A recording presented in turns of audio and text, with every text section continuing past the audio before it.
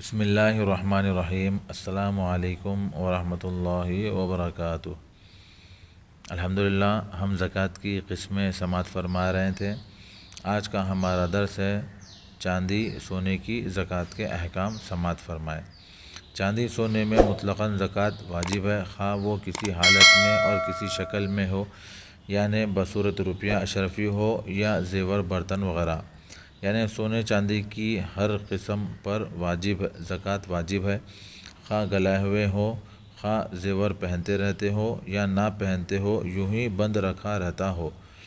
چاندی سونے میں 40واں حصہ زکوٰۃ فرض ہے۔ چاندی کا نصاب 200 درہم 425 گرام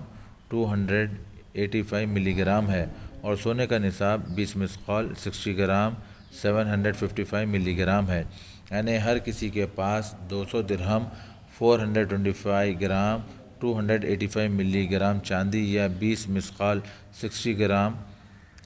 755 ملی گرام سونا موجود ہو، اور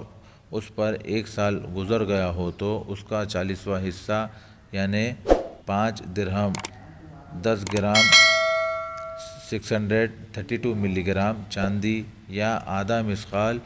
1 گرام 519 ملی گرام سونا زکوٰۃ دینا فرض ہے۔ ضروری اور اہم بات: 425 گرام 285 ملی گرام سے کم چاندی پر زکوٰۃ نہیں، اسی طرح 60 گرام 755 ملی گرام سے کم سونے پر زکوٰۃ نہیں۔ یہ جو عام طور پر 52.5 تولے چاندی اور 7.5 تولہ سونا مشہور ہے، وہ اس زمانے کے تولے نہیں ہیں، اور اگر چاندی نصاب سے زیادہ ہے اور یہ زیادتی نصاب کے 5ویں حصے کے برابر ہے، مثلا چاندی 85 گرام 57 ملی گرام زیادہ ہے، 425 گرام 285 ملی گرام چاندی کے علاوہ، یا سونا 12 گرام 151 ملی گرام زیادہ ہے، تو اس پر بھی زکوٰۃ واجب ہوگی، اور اگر 5ویں حصے کے برابر نہ ہو تو زکوٰۃ واجب نہیں۔ جس کی مقدار 85 گرام 87 ملی گرام چاندی کے لیے 2 گرام 126 ملی گرام چاندی ہے، اور 12 گرام 151 ملی گرام سونے کے لیے 307 ملی گرام سونا۔ اسی طرح ہر 5ویں حصے کی زیادتی پر، یعنی 85 گرام 57 ملی گرام چاندی پر 2 گرام 126 ملی گرام چاندی اور 12 گرام 151 ملی گرام سونے پر 304 ملی گرام سونا زکوٰۃ ادا کرنا لازم ہے۔ 5ویں حصے سے کم زیادتی پر زکوٰۃ معاف ہے۔ اور چاندی سونے کے نصاب اور مقدار زکوٰۃ میں وزن کا اعتبار ہے، قیمت کا کوئی لحاظ نہیں، یعنی اگر چاندی سونا باعتبار وزن نصاب کو پہنچتا ہو تو اس میں زکوٰۃ لازم آئے گی، اور اگر باعتبار وزن نصاب سے کم ہو اور قیمت کے لحاظ سے برابر ہو تو اس میں زکوٰۃ واجب نہیں۔ مثلا کسی شخص کے پاس 40 گرام سونا موجود ہو جس کی قیمت 425 گرام 285 ملی گرام چاندی یا اس سے بھی زیادہ ہو تو ایسا شخص اصطلاح شرع میں صاحب نصاب نہ کہلائے گا، اور اس پر زکوٰۃ واجب نہ ہوگی، بشرطیہ ہر جنس کی زکوٰۃ اسی جنس سے، یعنی چاندی کی زکوٰۃ چاندی سے اور سونے کی زکوٰۃ سونے سے ادا کی جاتی ہو، اور اگر چاندی کی زکوٰۃ سونے سے اور سونے کی زکوٰۃ چاندی سے ادا کی جائے تو اس وقت قیمت کا اعتبار ہوگا۔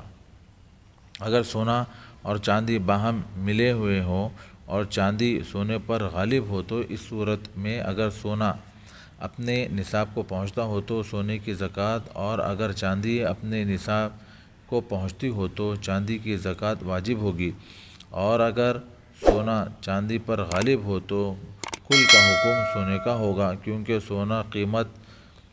قیمتاً اعلیٰ اور گراں ہے، پس اس کے غالب ہونے کی صورت میں اسی کا اعتبار ہوگا۔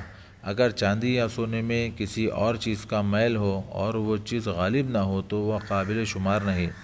برابر زکوٰۃ واجب رہے گی، اور اگر وہ چیز غالب ہو تو پھر ان کا حکم چاندی سونے کا نہ ہوگا۔ اگر کسی کے پاس چاندی بھی ہو اور سونا بھی ہو اور دونوں اپنے اپنے نصاب کے موافق ہو تو یہ ضرورت نہیں کہ چاندی کو سونا یا سونے کو چاندی قرار دے کر زکوٰۃ ادا کی جائے، بلکہ ہر ایک کی زکوٰۃ علیحدہ علیحدہ ادا کرنا واجب ہے۔ اگر کسی کے پاس تھوڑی سی چاندی اور تھوڑا سا سونا ہو کہ دونوں میں سے کسی کا نصاب پورا نہ ہو، مگر